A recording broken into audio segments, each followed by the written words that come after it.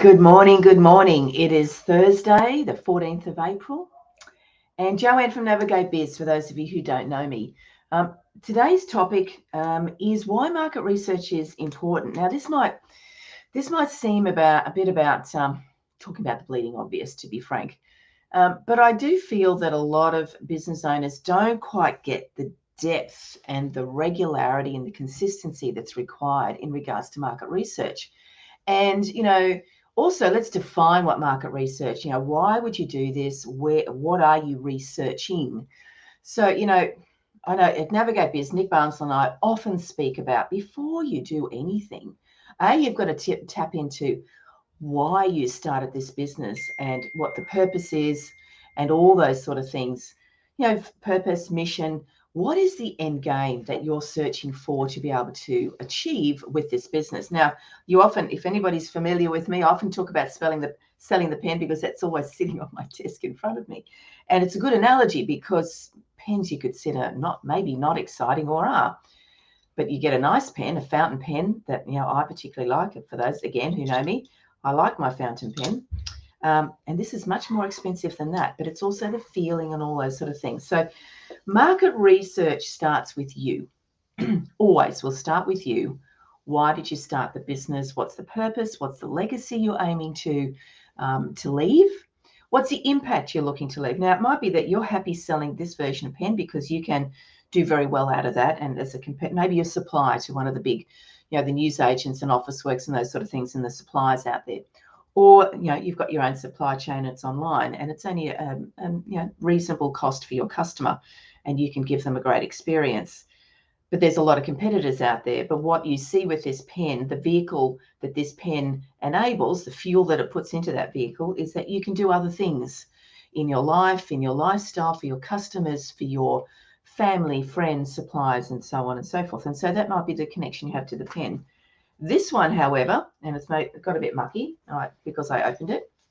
It's got ink on it now. I do love it because it's generally a clean pen. But anyway, this pen is 100 times more expensive potentially than this pen, at least. And I buy it because of the way it feels, etc. And so the market, often you might find the market is smaller, and that's okay. And you might find that the selling of this pen still gives you, it's because you love the feel of the pen, and you're a stationery nutter like I am. I love a good stationery store, I have to say. I'm not digressing. I want to make it really clear to you that marketing research starts with these elements. What is the product you're going to offer? Is it viable? Is there a market? Can you make a profit out of it? Is the profit sustainable? And is it going to give you the lifestyle and enable you to do the bigger things that you want to do in your life and in your business? So that's a really critical piece. Start with you. The next tip that I want to talk about is, do you know who your customer is? And again, for those of you who know me, will be familiar with this concept. I often will speak about through our workshops and in the various lives that we've done. If I was to say to you, if you were looking at a crowd of people, could you identify in that crowd who are your customers? Can you pinpoint them? Can you see them in your mind's eye? Do you know what they look like? Do you know what they're feeling? Do you know how they walk? Do you know what their speak is? Do you know what their tone of voice is? Do you know what their frustrations are? Do you know what their joys are? Do you know where they're hanging out? What crowded marketplace are they hanging out in? Are they hanging out in Facebook? Are they hanging out in Instagram, TikTok, Pinterest, and the myriad of social media platforms that you can be hanging out on? Are they looking on Google? Are they going to LinkedIn? Are they going to your website, landing pages? You need to know all these things as part of your market research, and the market research, again, that you are doing consistently and effectively, because markets shift so fast. You look at how many social media platforms pop up constantly, new technology, new this, new that. It's constantly happening, that you need to be on top of your game to make sure that you can keep ahead of the game. So know your customer and document it. And, for us, we've got a number of customer profiles, avatars, if you will. There's lots of different terminology for that. And it's okay to have many. just in your marketing, it might be that you're marketing to one avatar in this particular type of post or advertising or blog or whatever, or it might be across a number of them. But know who they are and constantly research. Now, if you're a new business and you don't have customers yet, do you know what? That's okay, because what you can do is go to market, go talk to people who you think might be your prospective market, and say, hey, if I had this pen and it cost this much, and it was this color and this feeling and this way, and this is how you can use it, would you buy it? And would you buy it for this amount of money? You are then gathering data to know whether this product is going to be viable. And, if they say, oh, well, yeah, if it's done like this and in this manner, delivered in this manner, I can order it online, I can test it, whatever these things are that you feel are the right journey for your prospective customer. Ask your prospective customers, go to trade shows, walk the shopping centres, speak to family and friends, speak to other business owners. What networks do you belong to that you can gather this market research, even if you haven't launched your business yet? This is very critical, because if you don't know why you are doing what you are doing, and that doesn't give you a fire in the belly, and you don't know who your customer is, how on earth can you effectively market to them?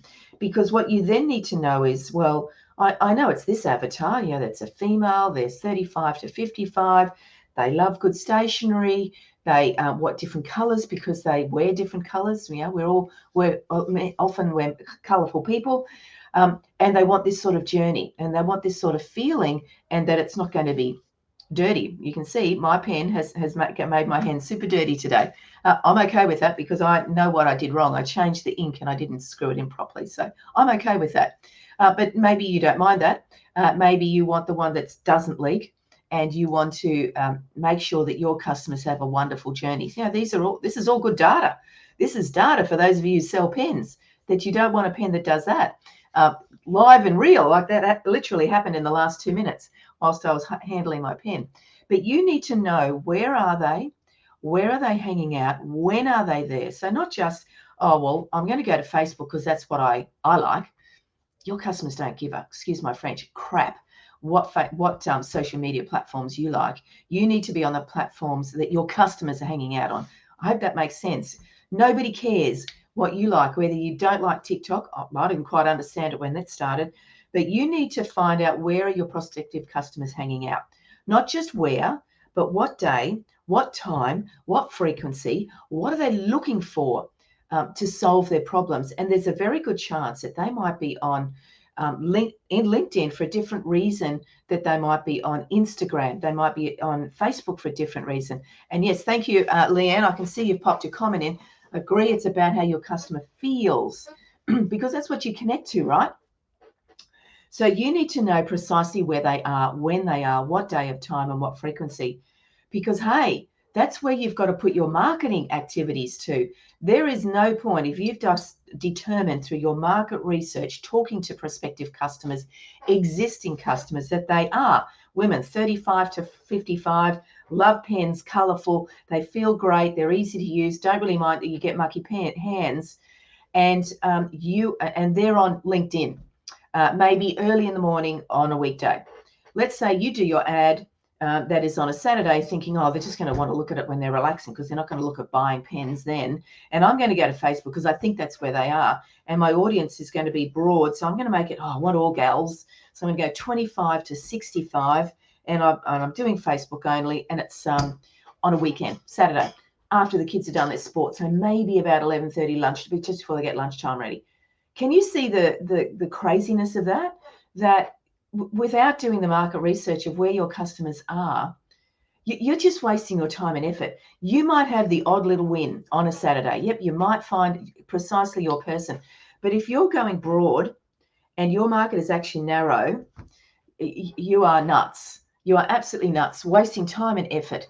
So you need to find where they are. Now, the wonderful thing is about a lot of the social media platforms and the scheduling software platforms and your Google Analytics, all the analytics you can find that data out really, really easily.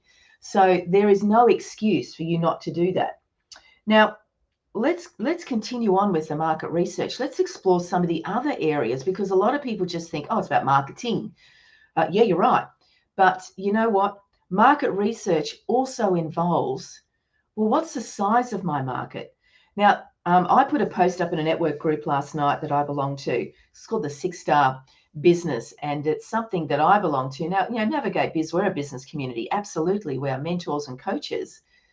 But Joanne Brooks, CEO of Navigate, needs to belong to groups as well that can build and expand my skills. So the research I did was, where can I go and find that resource? So I found that in the 6-Star Business community. So, it's a beautiful complement to what we do at Navigate and what I do. So I digress. I put a post in there to talk about, let's talk about the positives that came out of COVID, because we hear all the bad stuff that comes out of it. And one of them was that I found was that I could go to a network and find my market research. That one of the things that what I observed and noticed was that, you know what? We are now a global village. I heard someone use that term just the other day, and I went, you are so right. I love that term. Every single business today, no matter what you're selling, whether it's pens, coffee, accounting, tables, the table I'm sitting at, computers, whatever, you now have a global opportunity. And so we are all now have the opportunity to be global. So, part of your market research is finding out where your customers are. And, they could be on the other side of the world. So don't feel limited by that. Don't feel overwhelmed by that. Look at it, because Nick and I often talk about, I know Leanne's here on the chat, and I do appreciate you being there. You're right. And everything that we do needs to be productive and needs to give us an ROI, particularly if your business is young and you are doing the many functions of business. So you need to be smart about how you use your time. So back to business size of business opportunity. Nick and I often talk about that your goals need to be so large, they almost take your breath away. And it might be that those goals are going to take you 5-10 years or longer to achieve. And so if you do the analysis, and if you come into the Navigate Biz community, you will get the access to those tools that help you to do that, is to research that, oh, crikey, well, the opportunity is now worldwide. I'm going to sell pens everywhere, or my service or my product. Leanne is a beautiful meditation and all that beautiful spiritual work that she does with her community, but I also know, I'm sure she does it remotely as well. So the opportunity, doesn't matter what you do, is the point. So if you look at that opportunity, you go, wow, that does take my breath away. I can't possibly do that in the next year. You know what? That's fine and great. Maybe you go, right, okay, well, I'm going to aim for that opportunity through my market research. I've worked out my market opportunity is not this in my local community. It's this, and my arms are wide, wide, wide. So I'm going to take 10 years to do that, potentially. So let's engineer this backwards to what you need to do every, by the 9th year, 8th, 7th, 6th, 5th year, 1 year, 1 month, 1 week, 1 day. What have you got to do today that speaks to that big goal? That's what should keep you excited and motivated in what you do. So size of opportunity is super important. The next piece that a lot of people don't consider carefully enough. I know you all think about, well, what am I going to sell my product for? What am I going to sell this pen for as against this pen for? My accounting service, my meditation service, my massage service, my desk selling service, whatever it is, my service that I deliver. Excuse me. And not enough focus is given to what it costs you to create this product. And I don't care whether it's something you can touch and feel like a pen, or something that is a service. And I would say to you that would consider Navigate as a service. Meditation could be a service. Bookkeeping and accounting is a service. It doesn't matter what product or service you're offering. If you are simply pricing it to meet what you think the market will pay, because you've not done the research, you've not asked, and if you think price is the most sensitive piece in your business, you have got a massive problem. I can guarantee you have a massive problem. Price must be worked out with regards to what will the customers pay? What are your competitors charging? What extra value are you bringing to your product or service? What years of experience are you bringing to your service when somebody says to you, well, you did that in 30 minutes. Why would I pay you X, Y, Z? Well, hey, maybe it took you 30 years to be able to do that in 30 minutes. And that justifies why you need to charge the value that you do, because you honor the experience and the tenure that you've put in, and the sweat and the all the tears and the anxiety and the growth and the learning and the challenges and the joys that you've experienced by getting to this point today to be able to charge the money that you do. So if you feel price in your sales journey is the most sensitive piece of it, you've got a massive problem, and you need to get into our sales mastery program, because we're going to knock that out of you, because it's not the way sales should be done. Sales is about the value and the feeling, again, as Leanne pointed out, that your customers feel.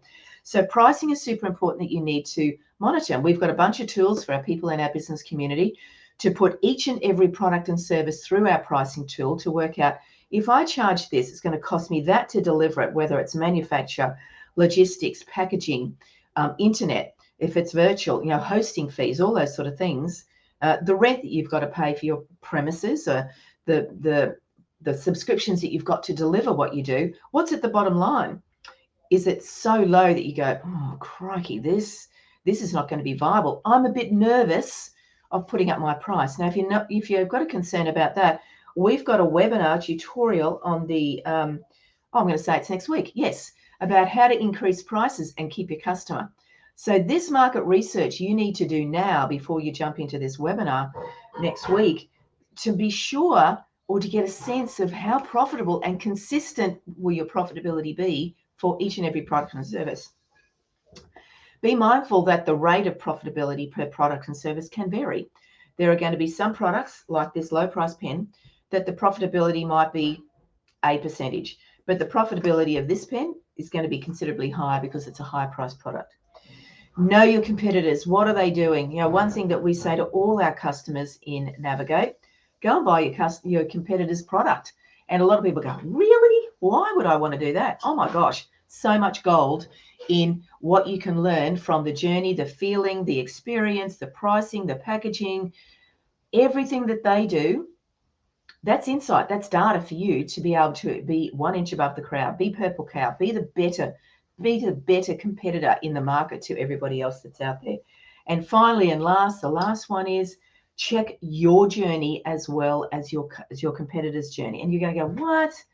Well, guess what? Things break on websites. That happens to us, not regularly, but it happens enough that it means that the team in Navigate Biz, we go and buy our own product. Now, you can put coupons into your own product so you don't have to hit your credit card, or put it through your credit card and see what's happening. Because the last thing you want is an excited prospect coming to your page, your site, your social media site to buy, and there's a bloody great barrier in front of them. Guess what? They're going to keep scrolling because they're going, oh, that was too hard. You don't want that. You want your customer to feel, oh, this was easy. This is exciting. I need to tell everybody about this most amazing pen that doesn't leak. But you need to make sure that your journey is super, super seamless. And that is all the components of market research. You can probably see this is a bit of a long live, but there's so many elements to it. So do make the effort, make the time to work on your business and work through all that. So let's quickly recap. Starts with you. Who is your customer? Where are they? When are they? How do they find you? What's the size of the market? What's your pricing opportunity? What's the pricing opportunity to increase profitability whilst increasing? Maybe you don't need to increase your price, but maybe you can increase profitability. You want to know how to do that? Go check out our webinar next week. Check out your competitors, buy their product, check your own journey. And what value are you bringing? Be deep, be very connected to that, because it connects to your bigger goal, your purpose, and your legacy. That's me. Now, we have Biz Bootcamp starting this week. So if all these things sound like that's amazing, but oh gosh, how do I do that? Biz Bootcamp literally starts today. Not too late. You can actually join anytime between now and next Thursday. No problem at all. Go and check us out, navigatebiz, navigatebiz.com, and you can actually take control of your business. Hear all this stuff from Nick and I over the next 56 days. If that doesn't resonate with you, free tutorial next week, next Thursday, 21st, how to price your product and increase your product price and keep your customer. Sales Mastery might be something you want to jump into. That's a brand new program that we're just finalizing now, but you can get access to it now, no problem at all. So check us out. Can't wait to see you in our community. If you have questions, you can always reach out to me. I'm 20 minutes pretty much on the button, so I'm out of here because that's well and truly over the normal live length for me. But there was lots to cover today. Have an amazing Easter break for those of you who are taking that break. If you are working, keep safe, keep well. And I will see you. We'll be back on Tuesday with some more lives. Thank you, Leanne, for jumping into the chat and appreciate that. You've been a regular here for the last few times, so really appreciate it. Take care, and I'll see you soon. You keep that momentum going in your business. Can't wait to see how it goes. Ta-da for now.